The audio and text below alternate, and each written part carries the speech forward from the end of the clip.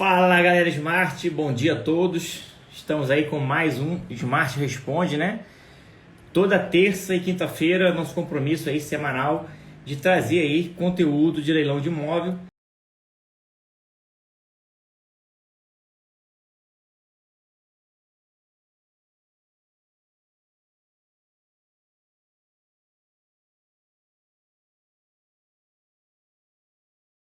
Galera que está entrando aí, sejam bem-vindos. Já compartilha a live aí com um parente, um conhecido, um amigo, para a gente poder aí aumentar a base aí da arrematação, né? Arrematação forte, consolidada, aquela arrematação cotizada, né? O que a gente prega, a Smart prega, a arrematação com um parceiro, com um amigo ali, facilita demais o trabalho, a análise, você diversifica risco, pode investir em mais imóveis.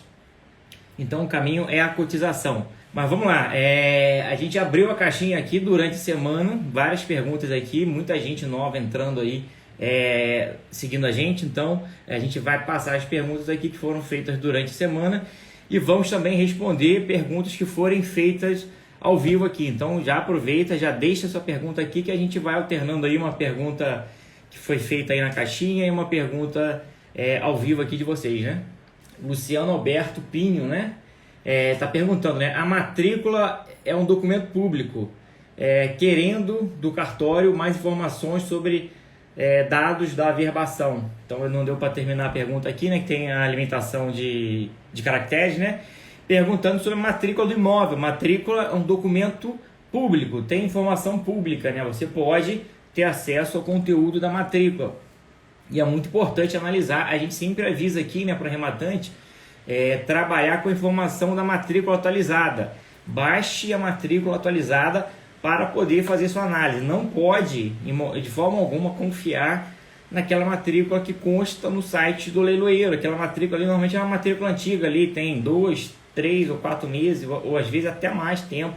Então pode ter acontecido alguma coisa nova envolvendo imóvel. O imóvel pode ter uma penhora nova que surgiu, você não está sabendo, pode ter uma indisponibilidade. Então tenham esse cuidado, esse zelo, né, de antes da arrematação, 2 dias antes, baixa a matrícula atualizada para poder fazer essa análise aí segura, né? Tem um site aqui, registradores.onr.org.br. Lá você consegue baixar aí as matrículas da maioria dos estados do Brasil. Tem um ou outro estado ali que ainda não está integrado. Tem um custo, mas é um custo muito baixo. Não é pegar a certidão de matrícula, que é mais cara, não. É pegar a cópia para simples visualização. Aí depende do estado, aí varia aí 10, 15 reais. Eu acho que não passa de 20 reais. Depende muito do estado, né? Cada estado aí tem o teu preço, né? A sua tabela de emolumentos. Então, dá uma olhada lá, sempre trabalhe com a matrícula atualizada. É um custozinho ali que vale muito a pena para você trabalhar com a informação real. Teve um caso aqui de um leilão que a gente já estava esquecendo, né, de olhar a matrícula atualizada, um leilão judicial. Aí olhou, se era o leilão, era tipo umas 11 horas, já olhou de manhã cedo, baixou a matrícula nova. Quando foi olhar a matrícula, tinha mais umas 15 penhoras novas. Isso mesmo, 15 penhoras novas. E o devedor, ele tinha vendido o imóvel para um terceiro em fraude à execução, né? Claro que é fraude à execução, mas é um rolo. Aí teria que ainda ter um processo aí judicial determinando a fraude à execução para tornar ineficaz essa venda em relação ali ao credor, né? Mas então tenham esse cuidado aí, é sempre bom olhar a matrícula atualizada para evitar qualquer surpresa ali que surja no imóvel. A matrícula é o documento que vai trazer tudo que ocorreu aí no imóvel, o histórico do imóvel. Então olhem a matrícula, né? Ricardo Casa perguntando: imóvel extrajudicial pode ter penhora? Olha, extrajudicial, vamos lá, estou considerando aqui que é um imóvel de um contrato de alienação fiduciária ali, né? A propriedade é do banco, né? Numa aliança fiduciária, a pessoa não é proprietária do imóvel enquanto ela estiver pagando o financiamento. A propriedade, ela se divide ali, uma parte fica com o banco, na propriedade resolúvel, né? E o devedor fiduciante, ele tem apenas direitos sobre o imóvel, direito de, após pagar todas as prestações ali, ele ter a propriedade plena do imóvel. Então, pode ocorrer penhora do imóvel? Depende. Por exemplo, se for uma dívida de condomínio, a dívida de condomínio, o condomínio vai executar lá o devedor fiduciante. O devedor fiduciante não tem a propriedade imóvel, então o que vai ser penhorado serão os direitos que esse devedor tem em relação a esse contrato de alienação fiduciária. Aí vai ocorrer o famoso leilão de direitos. E pode também ter o contrário, a penhora da propriedade lá resolúvel do banco. Se o banco, é mais difícil, né? Mas se o banco estiver sofrendo uma execução ali, os direitos do banco, a propriedade resolúvel que ele tem ali sobre o imóvel, pode ser penhorado também. É muito raro, né? Mas eu já vi, não em banco, né? Mas em empresas de menor porte que fazem alienação fiduciária, dela ter ali a propriedade resolúvel penhorada. A alienação fiduciária não é só para banco, não é só para empresas, instituição financeira, né? Qualquer particular pode fazer alienação fiduciária e até empresas de menor porte aí também pode fazer. Então, nesses casos, pode ocorrer a penhora aí, do credor da alienação fiduciária e não do devedor. Então, pode ocorrer a penhora? Pode. Mas se for a penhora aí do direito do devedor fiduciante, vai ser uma penhora de direitos. E aquele caso, né? Quem arrematar vai assumir o saldo do financiamento. Essa é a regra do jogo. Tem casos aí que o juiz decide diferente? Tem casos, mas não é a regra. E você pode surpreender aí com uma dívida que você não estava prevendo, né? Alexandre de Carvalho perguntando qual o nome do site mesmo. Vou repetir aqui, ó, é registradores.onr.org.br.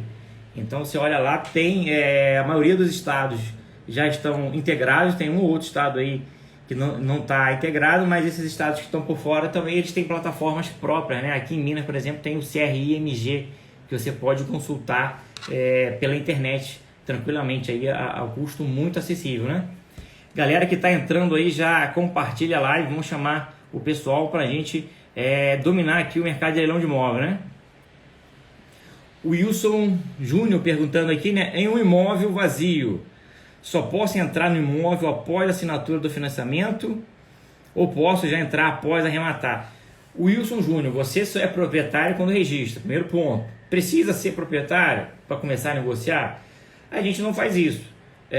Após você pagar o lance, pagar o leiloeiro ou assinar ali o financiamento, aí sim, mas antes, só dando o lance ali, aí eu acho que querer colocar aí a carroça na frente dos bois, né? Assim, adiantar demais uma coisa que ainda nem se consolidou ali, o básico, né?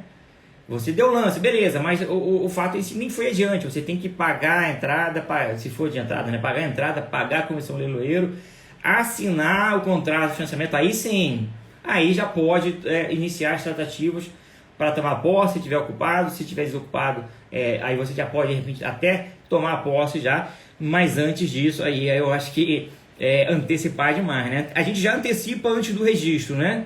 Mas antecipar antes ali do contrato de financiamento ou da ata da arrematação assinada ali pelo leiloeiro, eu acho que não é prudente, né? Pode dar alguma coisa errada na ata ali e o ato que você fez ali não está respaldado por nada. Então, sugiro esperar no mínimo aí a assinatura da ata de arrematação ou assinatura do contrato de financiamento aí, se for o caso, né? Silva MF, imóvel que consta na matrícula como dado em pagamento, não precisa seguir o rito da lei da alienação fiduciária? Então vamos lá. A lei de alienação fiduciária, ela prevê lá que se o devedor deixar de pagar ali e não tiver condições de pagar, ele pode dar o imóvel em pagamento ao banco. Então ele cede o imóvel para o banco, o imóvel já fica do banco. Aí o banco não é obrigado a fazer o primeiro e segundo leilão da lei de alienação fiduciária. Foi quitada ali, o banco dá a quitação para o devedor, o imóvel é do banco. Mas o banco não quer imóvel. A atividade fim de banco não é ter imóvel, não é gerenciar imóvel. O imóvel é apenas uma das formas dele vender o produto final dele, que é o financiamento. Então o imóvel não quer o banco. Perdão, o banco não quer o imóvel, né? O banco vai pegar esse imóvel e vai vender normalmente. Aí vai ser uma venda direta, né? A galera chama de leilão, mas não é aquele leilão tradicional de primeira e segunda praça, tem que seguir lá toda a legislação de alienação fiduciária, não. É um leilão de venda direta. Imóvel é do banco e o banco está vendendo. É como se fosse imóvel de uma pessoa e a pessoa está vendendo ali através de leilão. Então vai ser dado início aí a um procedimento de venda direta. O banco normalmente coloca aí abaixo do valor de mercado, que ele também não quer ficar com estoque de imóvel. Então é isso que acontece, né? A pessoa dá o imóvel em pagamento da dívida, a dívida é quitada e o banco vende o imóvel aí sem ter obrigação de seguir ali a lei da aliança fiduciária, lá, artigo 27, que dá início ao procedimento do primeiro e segundo leilão. Então, e normalmente quando tem esses casos, o imóvel está desocupado, né? Quando tem a dação em pagamento, né? A pessoa desocupa o imóvel, entrega o imóvel para o banco.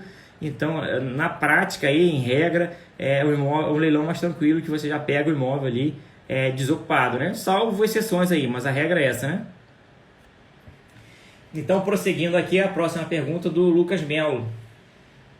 Como funcionam as penhoras no extrajudicial? A gente respondeu aqui uma pergunta sobre penhora em leilão imóvel que está alienado fiduciariamente, né? Mas eu não sei se ele trocou aqui. Em regra, o leilão extrajudicial não tem penhora. A penhora ocorre no leilão judicial da justiça. Você tem uma dívida ali, uma dívida de condomínio ou uma dívida trabalhista, é aberta ali um processo e no final o imóvel ele é penhorado para quitar a dívida. No extrajudicial pode surgir uma penhora aí? Pode, como eu falei aqui, né? Pode surgir uma penhora, mas vai ser uma penhora de direitos, né? O devedor fiduciante lá deixou de pagar o condomínio vai executar o devedor. O que é penhorado ali? Não a propriedade, os direitos que essa pessoa tem em relação ali ao contrato de alienação fiduciária. Aí vai levar a um leilão de direitos. Então, um leilão de direitos você não vai assumir a propriedade, você vai assumir a posição que essa pessoa tem no contrato. É isso que você está rematando no leilão de direitos. É a posição que a pessoa tem no contrato de financiamento. Se ainda faltam lá 100 mil reais de prestações, esse saldo é seu. Essa é a regra. Tem um ou outro juiz que entende diferente, um ou outro estado que entende que a arrematação aí seria uma aquisição originária e que o rematante arremataria a propriedade plena? Tem, mas tomem cuidado aí para evitar entrar aí num leilão e acabar assumindo uma dívida que vocês não previam, né? Galera, pode ir colocando aí as perguntas que a gente vai respondendo aqui ao longo da live, né? O Ricardo Casa, de novo, perguntando se no edital diz, né, livre de ônus de penhora e tal. Qual o problema de novas penhoras ou de terem muitas? Se o edital garante que será livre. Boa pergunta, né? Se está livre de tudo, eu não tenho que me preocupar com nada? Não é bem assim, né? É livre de ônus de penhora e tal. Mas tem que ver, ônus, tudo bem. Mas o importante, a responsabilidade pela dívida de IPTU e condomínio. O que o edital previu? O arrematante não arca com essa dívida? É importante você saber essa questão para avaliar se essas penhoras são importantes ou não no concurso de credores.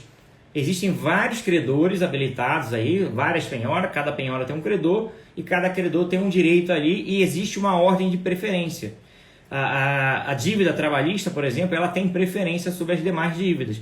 Então, se existe uma dívida de uma penhora nova que surgiu do nada ali, de R$1 milhão e a arrematação é 200 mil, essa dívida vai comer tudo. Os 200 mil da arrematação do leilão vai lá quitar essa dívida trabalhista que tem preferência. E se o saldo devedor não for suficiente para quitar IPTU e condomínio e o edital não liberar o arrematante, você pode arcar com a dívida de IPTU e condomínio. Por isso é importante casar a análise das penhoras com a questão aí do concurso de credores de dívida de IPTU e condomínio. Se o edital já fala, o arrematante está livre das dívidas de IPTU e condomínio em qualquer caso, aí a penhora lá tanto faz, não vai mudar nada na vida do arrematante, que ele já está tranquilo que o edital liberou. Mas se o edital falar assim, o arrematante está livre da dívida de condomínio até o saldo da arrematação, aí se o produto da arrematação não for suficiente para quitar, o arrematante vai arcar com a dívida. Então tem que ter esse cuidado de analisar, a importância é essa, né? Analisar o concurso de credores.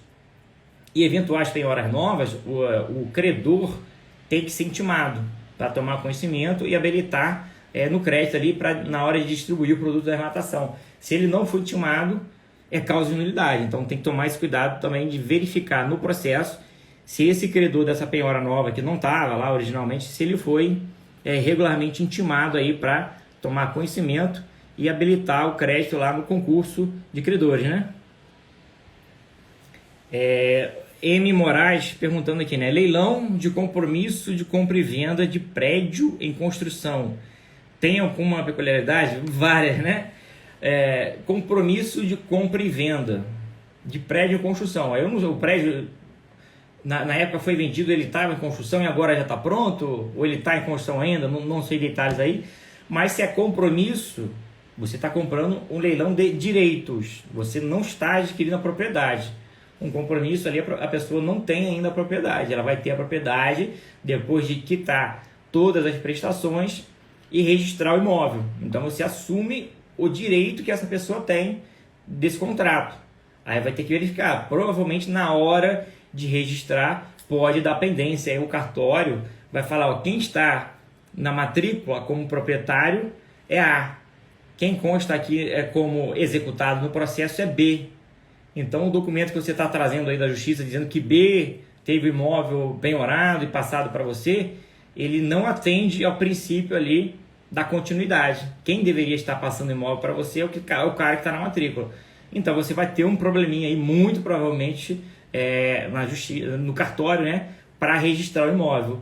A menos que seja um estado que já está pacificado que a arrematação é aquisição originária, como Minas Gerais, Rio de Janeiro.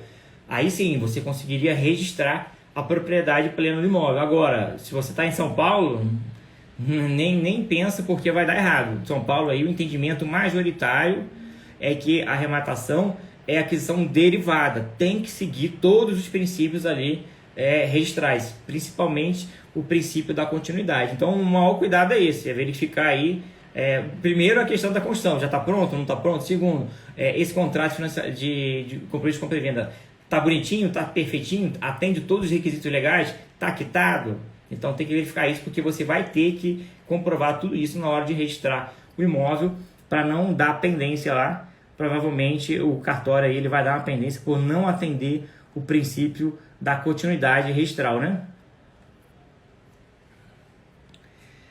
Wagner Maia perguntando, né? Pode explicar essa parte de leilões negativos? Vi isso no leilão do Banco do Brasil, mas não entendi direito. Vamos lá, Wagner. O leilão da alienação fiduciária, a lei diz que tem que ter 2 leilões. O primeiro, né, chamado primeiro leilão ou primeira praça, que diz que o imóvel ele será levado a leilão pelo valor do contrato ali, pelo qual foi comprado, ou pelo valor venal de TBI, dos dois o maior. E na segunda praça, pelo valor da dívida mais encargos, todos os encargos ali. Então vai ter a primeira e a segunda praça, obrigatoriamente. Quer dizer, obrigatoriamente não, se ele for vendido na primeira, não tem a segunda. Se ele não for vendido na primeira, vai ter a segunda praça. Agora, se ele não foi vendido nem na primeira, nem na segunda, os leilões foram o quê? Negativos. E isso são leilões negativos. E o que acontece? Depois que tem um leilão negativo, o imóvel já é do banco. Ele não é obrigado mais a vender, não é obrigado mais a fazer leilão nem nada. Mas, como eu já falei, o banco não quer imóvel, aí ele vai vender na chamada venda direta. Aí na hora que você compra na venda direta, você vai registrar lá no cartório. O cartório tem um procedimento que eu já falei aqui, né? Tem um princípio ali da continuidade. Todo o histórico do imóvel tem que estar na matrícula. Então, antes de registrar essa compra e venda, tem que averbar a informação de que ocorreram, né, o primeiro e o segundo leilões, né, e foram negativos, não teve nenhum interessado. Então você não consegue registrar a propriedade se não averbar que teve esse procedimento e que o leilão foi negativo. E normalmente aí é muito comum o receio, né, tá vendendo os imóveis já nessa situação, passando essa atribuição de averbar os leilões negativos para o arrematante. Não é nada demais, vai te dar um trabalho a mais, vai te dar uma burocracia, mas não é nada de outro mundo, não tem um custo elevado nem nada. É só procedimento burocrático. Tu vai ter que comprovar ali que teve leilão, juntar edital, pegar toda a documentação, apresentar no cartório e pedir para averbar o primeiro e segundo leilão negativo, para aí sim você conseguir registrar a propriedade. Se você não fizer isso, não vai conseguir registrar. Deixa eu atualizar a mensagem aqui que desceu, né? Então a questão é essa, Wagner. É isso que tem que ser feito. Normalmente os bancos já fazem, mas em alguns casos aí, na venda direta já passa essa responsabilidade para o arrematante, né?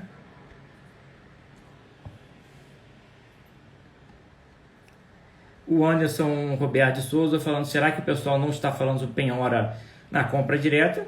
Não muda nada, penhora, os cuidados que deve ter numa compra direta ou num leilão de imóvel mesmo. A galera tem muito medo de leilão, mas numa compra e venda tem que tomar os mesmos cuidados. E muita gente nem compra, larga aí de qualquer jeito, não faz análise nenhuma, nem olha a matrícula e depois pode entrar aí, né, numa situação indelicada, né? Dando sequência aqui nas perguntas da caixinha, né, o Cleiton Rodrigues pergunta qual é o mínimo que você pode começar a comprar imóveis. Tipo, tem um mínimo para começar. Essa pergunta é padrão aí, sempre tem. Qual é o mínimo? O mínimo é praticamente nada. O mínimo é a vontade de querer aprender. Já falei que com nenhum dinheiro você pode já ganhar dinheiro em leilão de imóvel através da assessoria, né? O conhecimento tem valor. Você pega o seu conhecimento, assessora aí um arrematante, né? Um investidor, faz todo o trabalho para ele e ganha de 5 a 10% do valor da arrematação.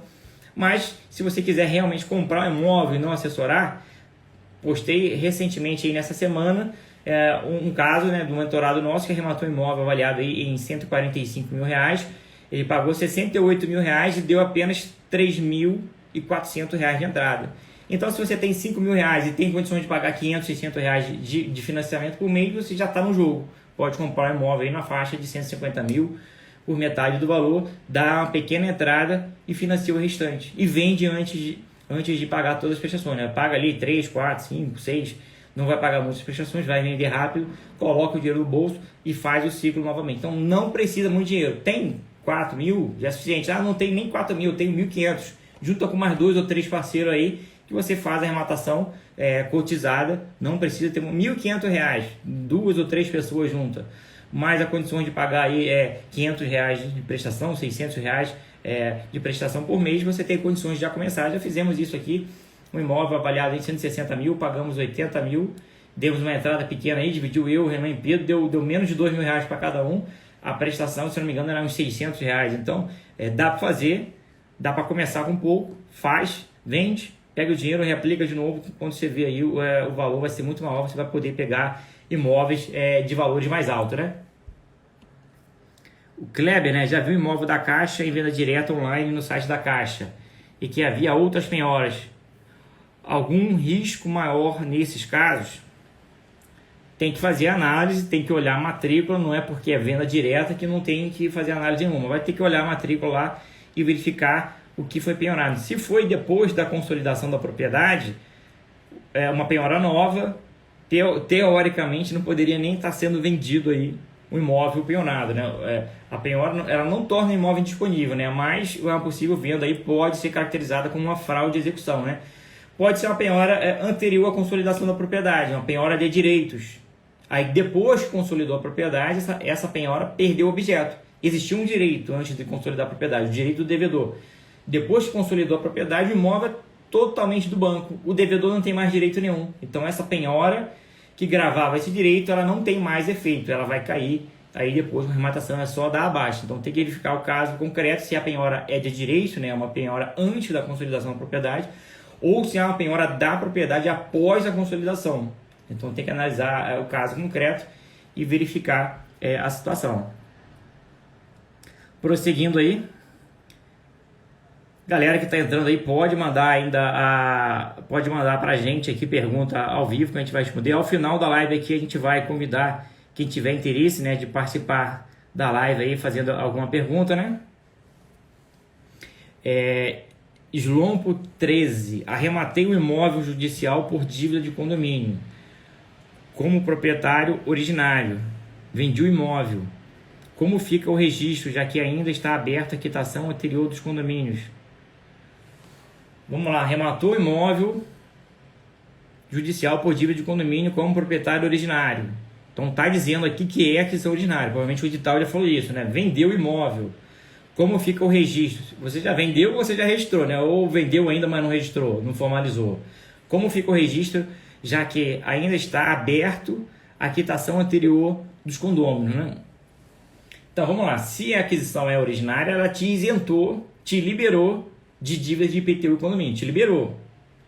O condomínio ele não pode emitir a CND negativa ali nesse caso de venda. Você não pode ficar com essa dívida, a dívida não é sua, a dívida é do dono anterior. Agora, na prática, alguns síndicos de alguns condomínios continuam emitindo a certidão negativa ali e criam um caso? Sim.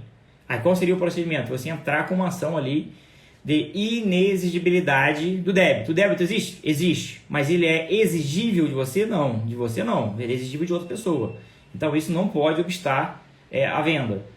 Ou o morador, o cara que está comprando, assina ali dizendo que tem conhecimento e que assume o risco.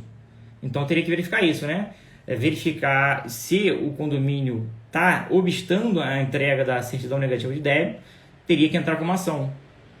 E essa ação aí demora um pouquinho, assim, não é na hora ali, vai gastar aí alguns meses aí para resolver a situação e pressiona o síndico, fala, ó, se eu perder a venda, qualquer coisa aqui, eu vou entrar com perdas e danos e dano moral contra o síndico aí, que está sabendo e está descumprindo uma ordem já judicial ali, já determinada no edital, que o arrematante não é responsável por essa dívida. Então tem que pressionar o síndico. Falar, ó, tem que emitir, eu arrematei, o edital está dizendo lá que eu não assumo dívida de condomínio. Então tem que forçar a barra lá em cima do síndico, pressionar para poder ele emitir essa CND para você. Ele vai continuar a cobrança do morador antigo, do proprietário antigo, não de você. Então pressiona o síndico lá para poder você conseguir fazer a venda aí sem nenhum problema, né?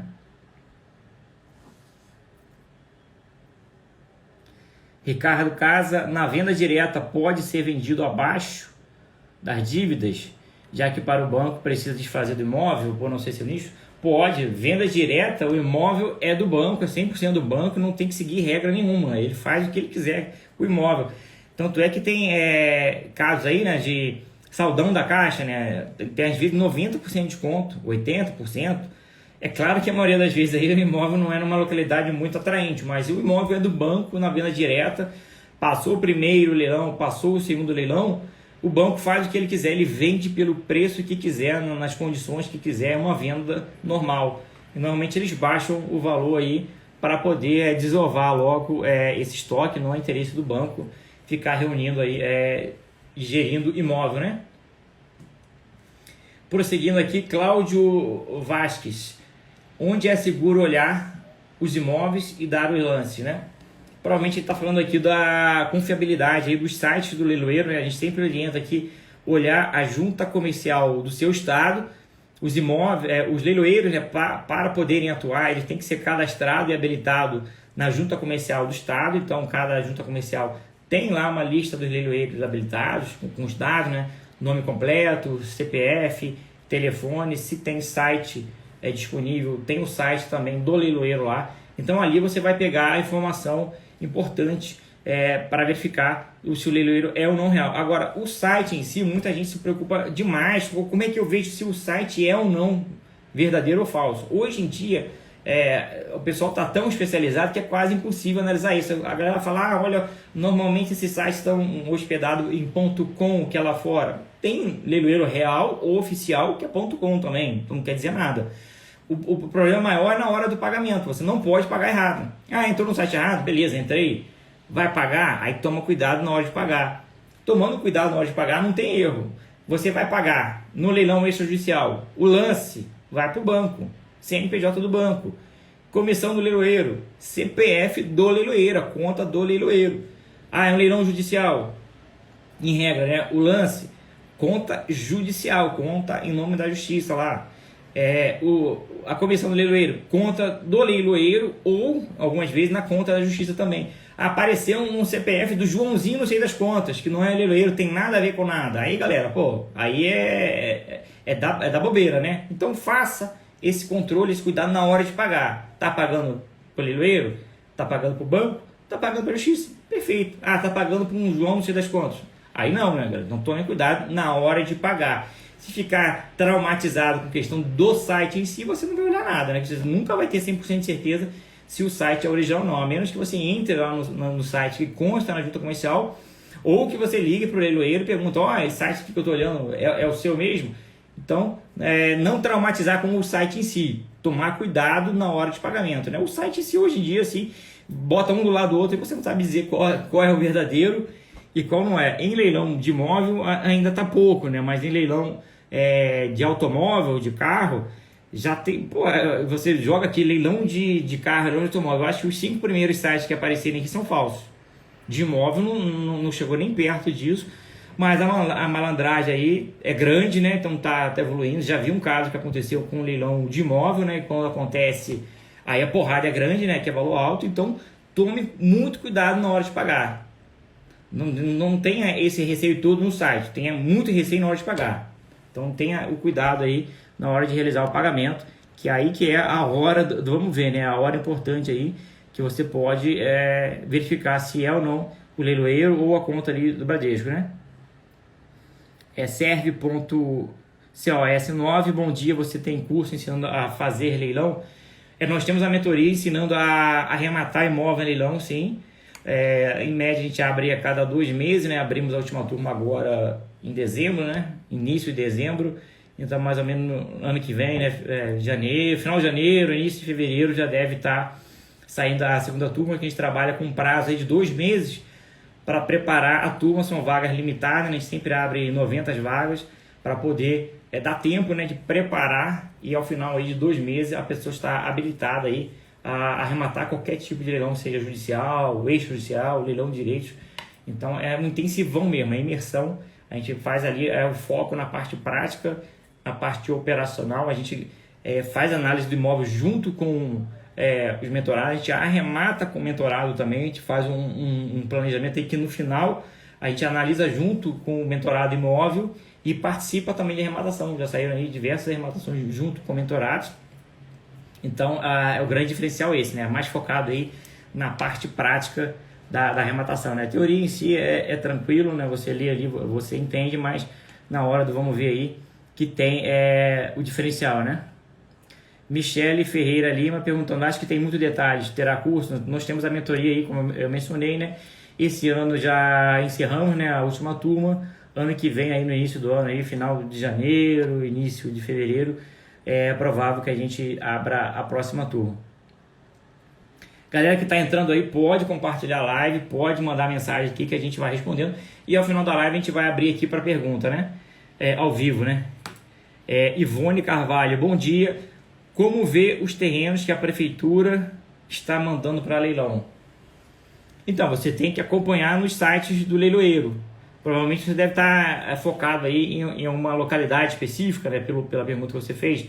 Então, acompanhe ali o leiloeiro da localidade para poder ver o que aparece ali no site deles, né? Então, é um trabalho constante de garimpagem, de ficar pesquisando. E se você já tem um lote específico ali, você pode colocar a descrição do imóvel, na rua, endereço, né, que às vezes você acha mais fácil. Mas é um trabalho de garimpagem, né? São vários leiloeiros. Normalmente vai estar no leiloeiro do seu estado, mas pode acontecer de estar no leiloeiro de outro estado também. Então ficar atenta, né, a se cadastrar no site do leiloeiro, olhar, a fazer a garimpagem ali com certa regularidade, frequência. E se você já tem alguma informação aí, né, da prefeitura, de repente você já está focado em alguma coisa específica que é da prefeitura. Aí você pode entrar em contato com a prefeitura também, que eles vão te orientar como é que está o andamento, né? Tem esse procedimento aqui, vai ser feito no leiloeiro tal. Pelo que eu vi aí, você está focado em um imóvel específico aí da prefeitura. Mas não foque só no imóvel específico, né? Assim, se for para investimento, aí a opção é abrir o leque, né? Olhar não só na sua localidade, não só imóvel aí de leilão de prefeitura, mas todos os imóveis de todas as localidades, que arrematar em outra localidade, em outro estado da cidade, é muito tranquilo, é mais tranquilo aí do que a galera imagina. Nós já temos arrematações aqui em diversos estados, inclusive que eu nunca nem fui, imóvel que eu nunca nem pisei, comprei, reformei e vendi sem nunca ter nem pisado. Tudo isso é possível aí, hoje em dia aí, com a facilidade da internet, do registro pela internet também, a venda, né? Hoje você assina a escritura de compra e venda pelo notariado na internet. Então hoje tem muita facilidade, e na comunidade ali é bom que a gente tenha um suporte, né? A comunidade aí tem mais de 1000 membros, então provavelmente qualquer localidade que você imaginar tem alguém, ou se não tem alguém da comunidade conhece alguém lá da localidade que ajuda a gente em qualquer eventual procedimento ali que seja necessário, né? Dando continuidade aqui, o Machado Lucas Miguel. Pela experiência de vocês, na média, quanto tempo leva entre a arrematação judicial até posse e colocar o imóvel à venda. Ele perguntou o judicial. O extrajudicial é mais simples, mais tranquilo, mais fácil, mais rápido. O judicial, ele demora um pouquinho mais, que tem a burocracia da justiça, né? Então, às vezes um juiz demora ali a emitir a carta de arrematação, ou até mesmo assinar o auto. Às vezes leva um mês para assinar um auto de arrematação, então você tem que ficar cobrando. E normalmente o imóvel judicial, ele não está 100% regular. O extrajudicial normalmente está bonitinho a matrícula lá, porque o banco não vai financiar um imóvel que está com a matrícula toda agarrada, cheia de penhora, ele não vai. Ele vai pegar um imóvel redondo ali como garantia. No judicial, não. No judicial, a justiça pega o imóvel que o cara tem. E normalmente esse cara está devendo Deus no mundo, então tem várias penhoras, gravame, disponibilidade, um monte de coisa que ele não acertou no imóvel, tem área não averbada, tem um monte de pequenas irregularidades que você vai ter que regularizar antes de registrar. Na hora que você apresentar lá o título a registro, a carta de arrematação, é muito raro você registrar de cara, né? Normalmente ali o registrador vai apresentar algumas pendências e você vai ter que regularizar isso, então você vai gastar mais um tempinho. Por isso que a gente trabalha com um ciclo maior aí, quando é judicial. Mas assim, até posse e venda, até deixar o imóvel redondo, eu acho que de 4 a 6 meses você consegue já deixar o imóvel em condições de vender. Tomou posse e registrou. Tô falando aqui forçando, né? O negócio atrasou. Pode atrasar mais e dar alguma pendência, aí depende do caso concreto. Pode ter um ou outro caso aí que extrapole. Teve um caso nosso aqui que demorou demais o juiz a emitir a carta de arrematação. E depois que emitiu a carta de arrematação, chegou no imóvel, na hora de registrar também deu pendência, a gente perdeu mais um tempo para regularizar essa pendência. Mas foi um caso totalmente atípico e que a gente resolveria hoje, porque na época a gente não tinha ainda a prática, né, da carta de sentença. Né? Quem não conhecia a carta de sentença, substituir a carta de arrematação era feita no tabelião de notas, um procedimento fora da justiça, extrajudicial. O tabelião de notas vai entrar no processo, vai ver que está tudo bonito, já teve o auto de arrematação assinado, perfeita e acabada, não teve recurso, já passou para de recurso, transitou julgado. Aí ele faz um documento ali chamado carta de sentença, que tem o mesmo valor da carta de arrematação, então pode ser levado a registro. Já fizemos isso aqui no imóvel Belo Horizonte e registrou rápido. Então, se a gente tivesse essa sacada lá atrás, não teria passado por isso. Mas em média aí, de 4 a 6 meses, você já tem um imóvel aí em condições de ser vendido, aí, registrado já, com posse, tudo tranquilo. No judicial, né? No judicial você consegue até mais rápido, né? Teve caso aí que em menos de 2 meses a gente já estava com o imóvel quase vendido, só não estava vendido porque não tinha um registro ainda, né? Já tinha a posse, já tinha tomado posse, já tinha colocado a venda, só estava faltando ali formalizar o registro. Felipe Medeiros, bom dia, PR. Leilão extrajudicial financiado. Tem prazo para o leiloeiro emitir o termo de arrematação? Arrematei dia 7, paguei a comissão e ainda não emitiram. E a homologação, quando sai? Então, no extrajudicial não tem bem regrado isso do prazo para o leiloeiro emitir a ata de arrematação. Eu acho que em edital nenhum você vai ver isso. Pode ser que um ou outro edital tenha, mas na prática aí não tem. Então é cobrança mesmo, é cobrar o leiloeiro ali, ficar em cima. Normalmente o leiloeiro depende também de alguns procedimentos do banco, né, quando é para enviar a documentação. Então fica um meio de campo ali que normalmente o iniciozinho atrasa. É normal. Não comprei hoje, amanhã sai a ata de arrematação, não. Vai demorar um tempinho aí. Então cobre o leiloeiro, pressiona lá, ameaça de denúncia, tá atrasando o procedimento, já paguei, já cumpri minha parte, você não está fazendo a sua, cobra que sai. Mas normalmente não demora muita coisa assim não. O que normalmente demora é quando depende do banco, né? Depende de um documento do banco. Aí o leiloeiro tem que cobrar do banco, o banco, aquela morosidade, vai mandar o documento, o contrato, né, para assinar. Mas a ata em si não demora muito não, mas também não é imediata, né? Comprei hoje e amanhã já saiu. Não, vai levar aí de repente às vezes até 2 semanas, depende mais aí do caso concreto, do leiloeiro em si, leiloeiro grande, leiloeiro pequeno. Mas não há uma regra, um procedimento, tantos dias para emitir a ata de arrematação. Isso não tem edital, nunca vi edital nenhum falando isso. Se um edital ou outro tiver aí, é exceção, né? A regra é que eles não colocam até para não se comprometer, né? Não sabe ali se vai demorar, se não vai, então não coloca no edital, né?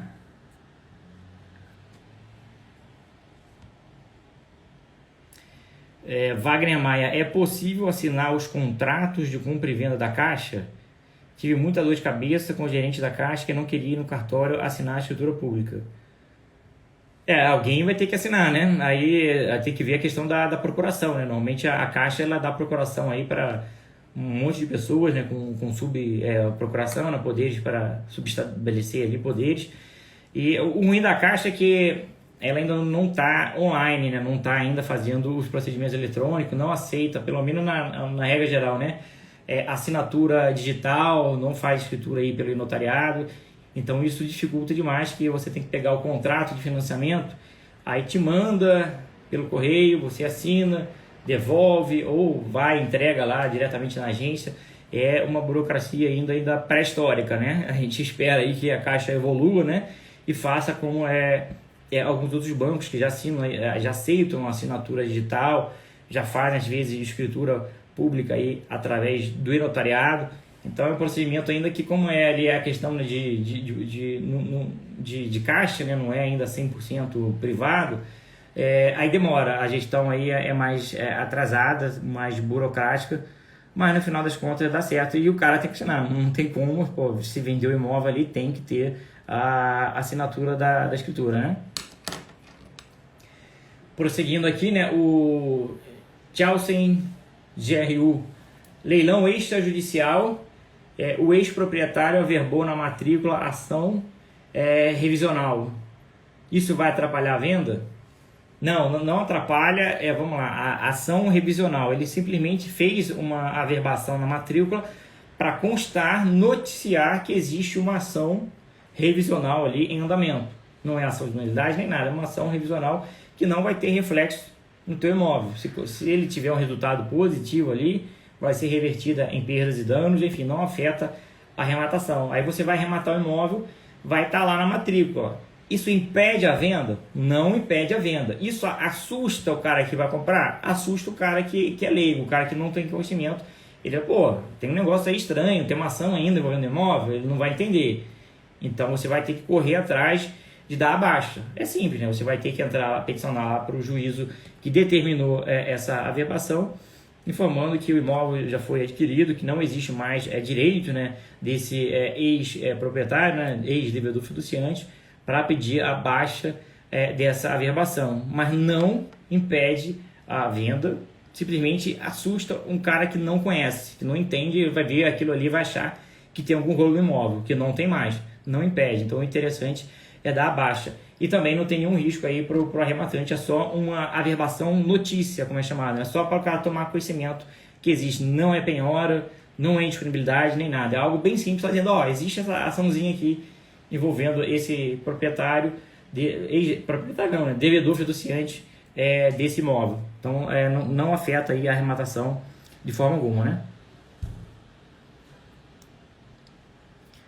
Vamos lá, Pedro Guima perguntando, imóvel arrematado, já emitida a carta de arrematação, beleza, mas o cartório não quer registrar porque houve tentativa de registrar um contrato de compra e venda depois da arrematação. O que fazer? Vamos lá, você comprou o imóvel, estava lá, leilão judicial, foi expedida a carta é o titular do registro, apresentou o título a registro, o registrador negou. Por quê? Teve uma outra tentativa de compra e venda comum depois da arrematação. Uma tentativa ou foi efetivada? Se foi efetivada, se teve uma compra e venda depois da arrematação, foi registrada, aí é fraude de execução. Aí você não consegue registrar até que a justiça determine que foi fraude de execução e torne ineficaz aquela venda. Aí você registra. Aí você vai ter que recorrer à justiça para que seja determinada essa fraude de execução. Agora, isso se já foi registrado. Agora, pode ter acontecido de não ter sido registrado. O cara simplesmente apresentou o título para registro. Aí tem um período que o registrador vai avaliar se o título atende a todos os requisitos legais e registrais, né? Ele vai fazer a qualificação. Aí é o período de prioridade. O título ele entra no protocolo, ele recebe um número, então ele tem prioridade. O próximo título que entrar para registro só será atendido depois de terminar a análise do primeiro. O primeiro tem prioridade. Então o registrador vai analisar Se tiver alguma coisa errada, ele vai devolver. Aí se o apresentante não sanar o óbice, vai passar o prazo ali da prenotação, aí ele vai chamar o próximo título da fila para registrar, que seria o seu. Então tem que ver o que aconteceu. Já registrou? Se já registrou um imóvel que estava penhorado pela justiça, uma compra e venda, é uma fraude de execução. Só que ela não é automática. É fraude de execução, some da matrícula. Não, tem que fazer um procedimento, o juiz vai determinar, houve fraude de execução, torna ineficaz esse registro para, sim, registrar a carta de arrematação. Não foi esse caso, não teve registro, é simplesmente um título que entrou lá. Então, o registrador vai avaliar se aquele título atende todos os requisitos. O registrador não pode impedir o registro mesmo tendo a penhora. A penhora não torna o imóvel indisponível. Ele vai avaliar, atendeu todos os requisitos aqui? Atendeu, ele vai registrar. Aí é um caso mais grave que vai ter que ser declarada a fraude de execução para você conseguir registrar a sua carta. Agora, pode ser só um título que deu entrada ali, que ainda está em análise e que o registrador provavelmente vai indeferir.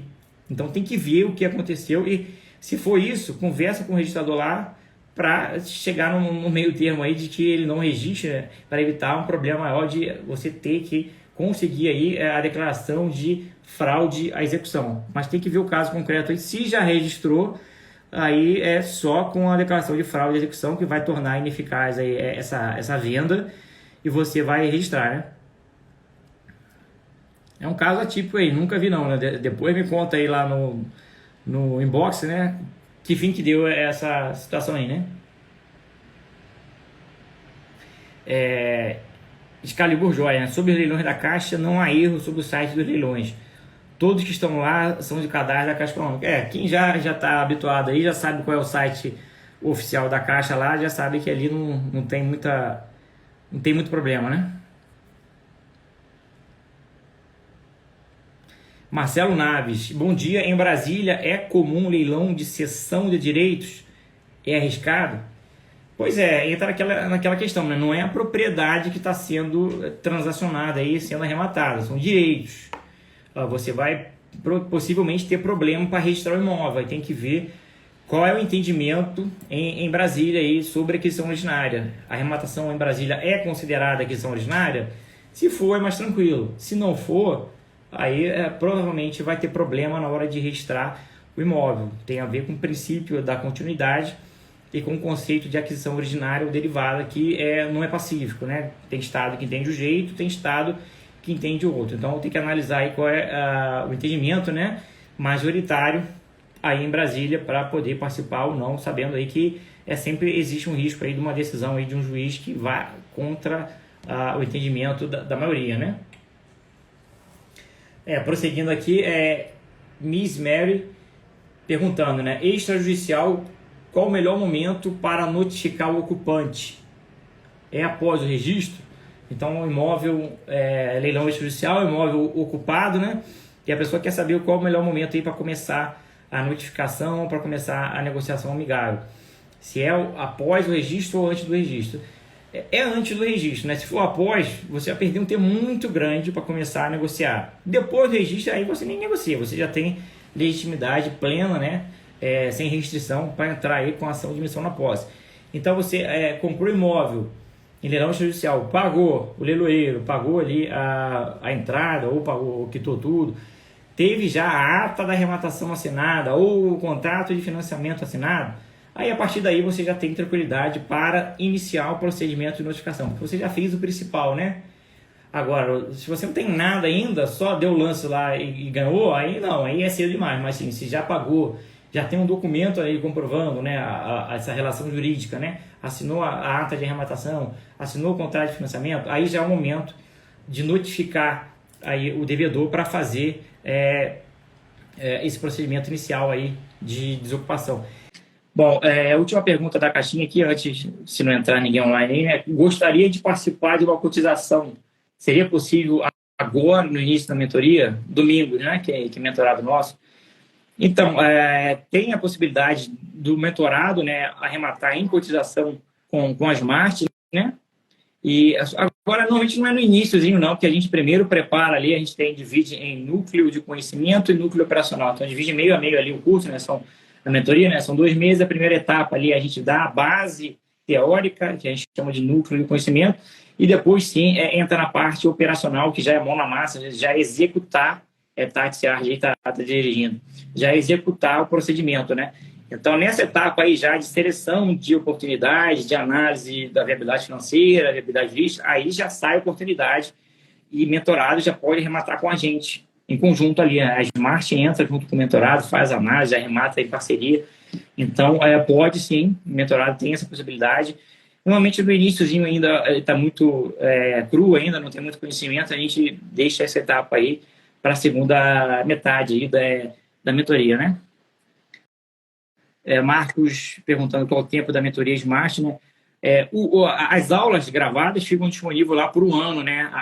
As outras ferramentas também você tem acesso por um ano, mas a gente faz um intensivão em 2 meses com encontro ao vivo toda segunda-feira, uma vez por semana, intensivão de caso prático. Então, o forte mesmo os 2 primeiros meses, né? Que toda segunda-feira a gente faz um encontro ali de no mínimo 2 horas debatendo o caso real, que a gente foca ali na aprendizagem com casos reais, casos práticos, né? Bom, a Tati está dirigindo, tem aqui o Lúcia, chamar a Lúcia. Se tiver alguém disponível para entrar online aí, fazer alguma pergunta, fique à vontade, né? O diferencial é esse, né? É a parte prática. Porque a teoria é tranquilo, você lê ali, você entende, mas o vamos ver mesmo como é que faz na prática, que realmente diferencia, que realmente dá confiança, né? Quem faz o curso, uma mentoria qualquer, normalmente falta confiança para arrematar. Normalmente, se o cara está sozinho, aí o cara fica com mais receio ainda. Então, quando ele arremata ali no esquema da Smart, né? Com outros mentorados ou com a própria Smart, passa mais segurança e tem sempre gente ali apoiando, dando dica, sugestão, o que faz em cada etapa. Então, passa a tranquilidade e o cara não vai na caminhada sozinho, né? Bom, aqui tem o Marcelo Rossi, chamar o Marcelo. Galera, coloca aqui o pedido, mas no meio da live sai. Lúcia Souza não está conseguindo participar. Chamei o Marcelo Rossi. Marcelo Rossi aí parece que também não está disponível. Se tiver alguém aí querendo entrar ao vivo, com 1 hora de live, a live que encerra, né? O Instagram tá bloqueando, né? Banco do Brasil e Caixa tem alguma ligação nos leilões ou são independentes? São imóveis dependentes de instituições aí financeiras independentes, né? Então não tem relação aí, não tem vínculo nenhum, não. Bom, galera, fechamos aqui as respostas que foram, as perguntas, né, que foram elaboradas aí durante a semana. Respondemos aqui as perguntas também que foram elaboradas ao vivo. A galera que queria participar da live aqui eu chamei, mas nenhum está disponível. Então a gente finaliza essa live aqui de perguntas e respostas. Quinta-feira a gente volta novamente aí com mais os Mais Responde. Então tenham todos aí um excelente dia e uma excelente semana.